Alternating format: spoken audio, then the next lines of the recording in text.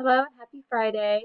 I just wanted to create a quick video to touch base and kind of give you some information and talk about what I've provided for this week's project or this week's part of your project. If you haven't noticed, I did add some information to the group project module down here at the bottom, and I just wanted to, go through a little bit of that. If you notice on week 3 information, what you're going to do is you're going to continue to work with your group, and it's up to you. I want you to work together, collaborate, and if you need to, kind of break off into 2 groups, but still work together. I need this to be one group project, but since it is a rather large group, if you want to kind of break it off into 2 groups and one group work on half of the information and the other group work on the other half, it's up to you. Or if you all want to work together, that's fine. But this is where your project management skills need to come forward, and someone, kind of needs to, 1 or 2 people need to kind of step up and delegate projects. So you're going to continue working on filtering those addresses. I know there are a lot of addresses, but we need to know where these addresses are, where they lie. Are they businesses? Are they residential? If they're businesses, what kind of businesses? Are they healthcare related? If they're healthcare, are they doctor's offices? Are they hospitals? Are they behavioral health? I need to know, or we need to know as a whole, we need to know what kind of addresses they are. So you're going to need to filter them. And if you need to create another Excel spreadsheet or and then filter them down, there are YouTube videos. If you're not quite sure how to do those things, please Google. Look on YouTube videos. There are so many resources on the internet that will tell you how to do specific things on Excel. You'll be able to filter out that data.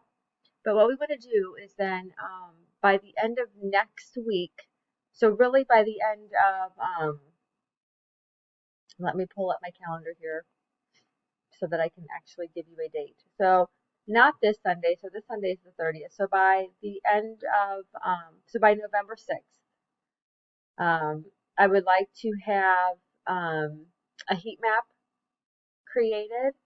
So that way we can kind of see where we need help, or actually where our resources are utilized more. So that way the United Way of Hancock County can kind of see where they need to provide these resources, where they're being utilized more, and where more help is needed. So this is going to help them. This is part of this project, and this is just a piece of it. So this project that you're doing is just a piece of the bigger project that groups after you are going to continue on. So this isn't the final. What you're doing is just a piece of the puzzle. Your project is just a piece of the bigger project, because then the group after you in the next course is then going to continue on. So this is just a piece of the puzzle. So by November 6th, I would like a heat map created. And if you've never created a heat map in Excel, that's fine. I have also provided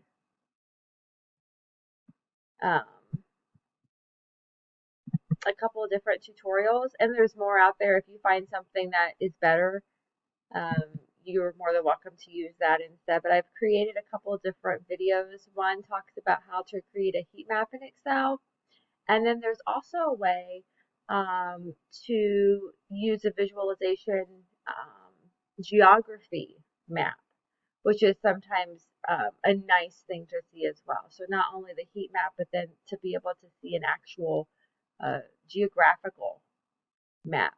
So you can do both. You could do one or the other, or if you find something better on YouTube or on the internet, that's fine. You can use that as well. But I want you to brainstorm, and I want you to come up with a way to show us the data so that we can understand, what you're presenting. So, like I said, you're not limited to these 2 videos.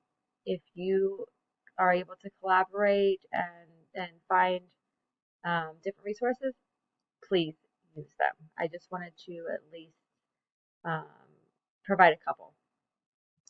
And also I have provided a website. As I come across more, I will add them.